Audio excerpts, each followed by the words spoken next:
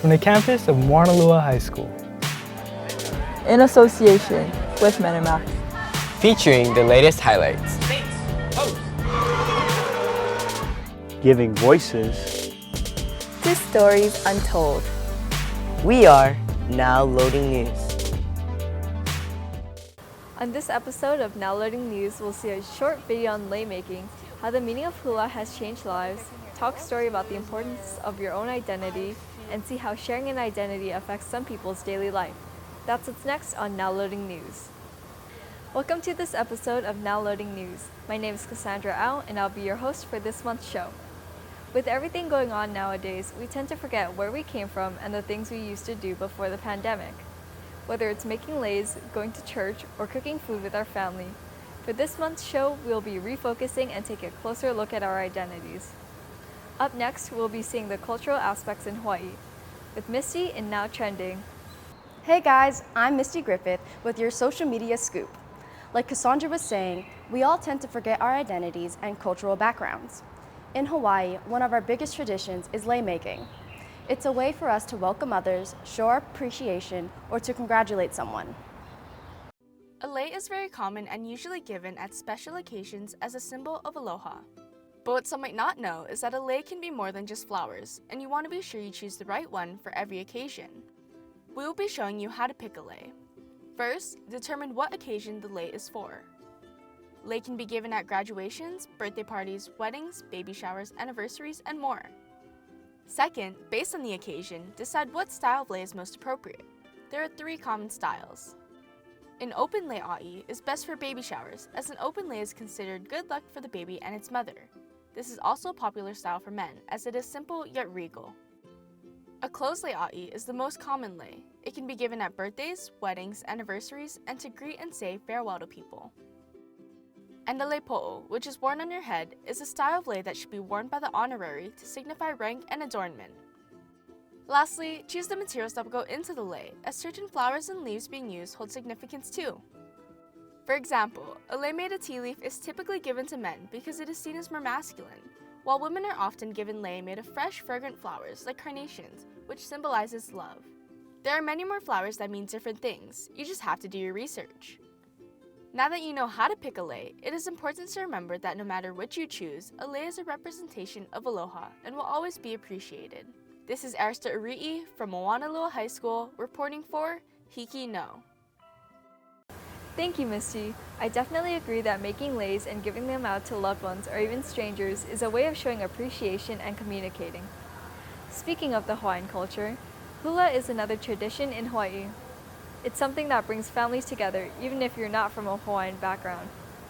Here is More Than Just a Simple Dance.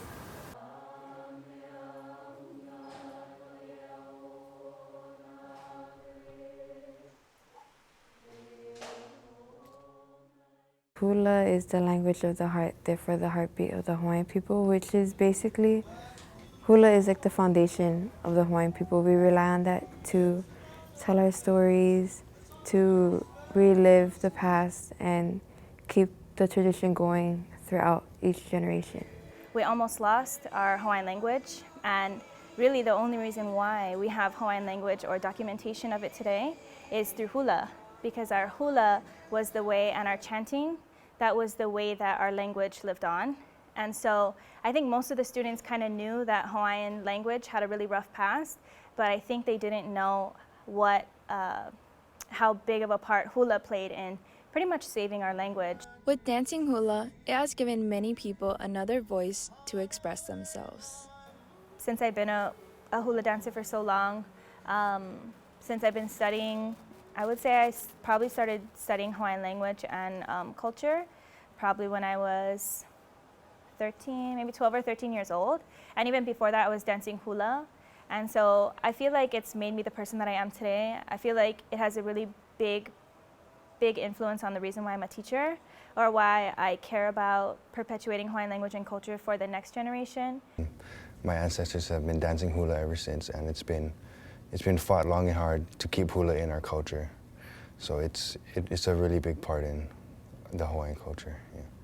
Everywhere I go, I feel like hula is a part of me. Like every movement, every just foot I take throughout life, it's like dancing hula in life. For people who aren't familiar with the Hawaiian culture, hula offers a way to connect with it. You don't have to be Hawaiian to dance. You don't have to, speak Hawaiian, or I don't even speak Hawaiian. So hula is for everyone, and if you want to learn it, you can. And you just have to be connected to the culture, basically, and you don't have to have any Hawaiian in you to participate. But when we're dancing hula, the main thing is to try to have positive energy, even if the dance is kind of tricky, right? The students know it's okay, just work through it, just keep practicing. In the class, encouraging students who are in Hawaiian Dance 1 and having students who are in Hawaiian Dance 3 to help them can also help encourage them to just have a positive mindset. If I can't get it today, I can get it next time. Especially with living in Hawaii, hula is and always will be a big part of who we are. Carrying on the tradition and teaching the next generations about it is a great way to keep the culture alive. Let's see what others have to say about the importance of our identities. Here's Talk Story. Hey guys, I'm Raiden Miguel with Talk Story.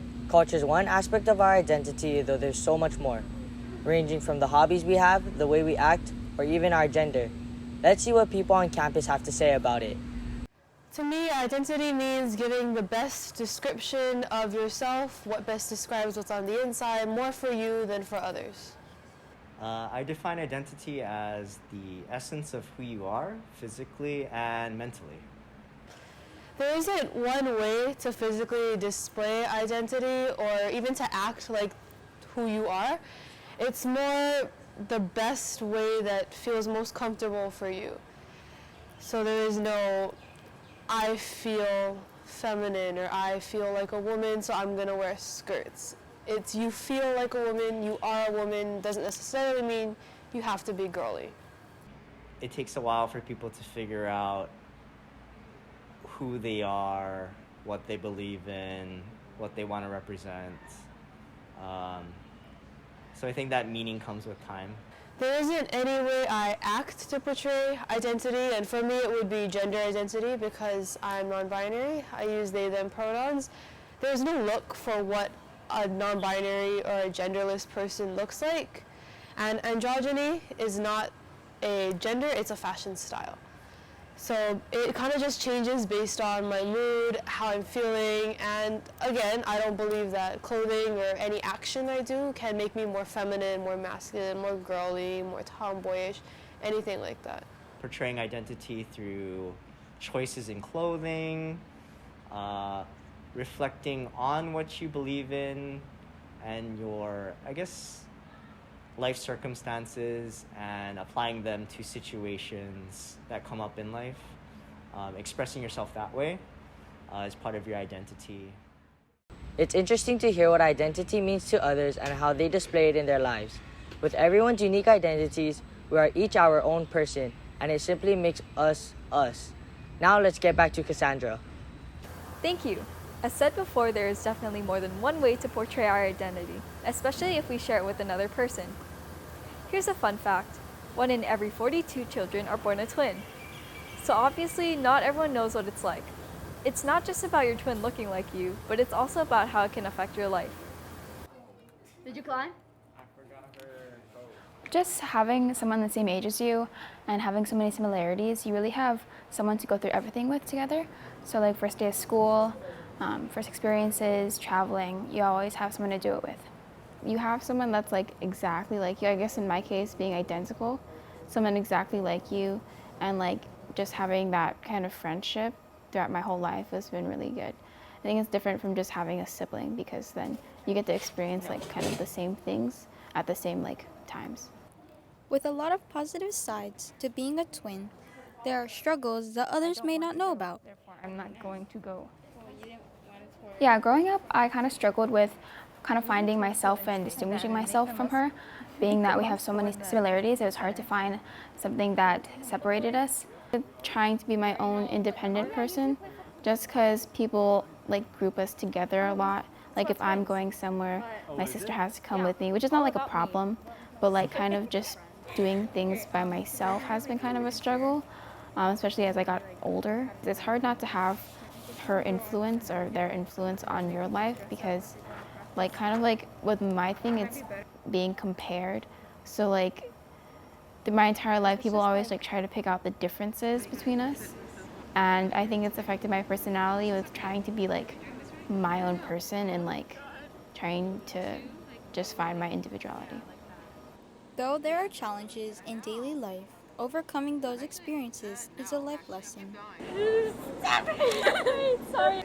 Yeah, I think that just having someone that you're always being compared to definitely affects someone, whether it be good or bad. And, you know, getting past that takes some time. I think the little things that differentiate us are like starting to be more apparent, like in our style and who we like to hang out with. And the things that like make us different are starting to be more like out there. Like it's not just what makes us similar that people focus on, is what makes us different. Too. And I was busy on Even with sharing the same look as someone, we each have our own views and perspectives to live our lives. It's safe to say that we are all uniquely different in our own ways. No matter how we show our identity, it will always be a part of us, and it will always be important.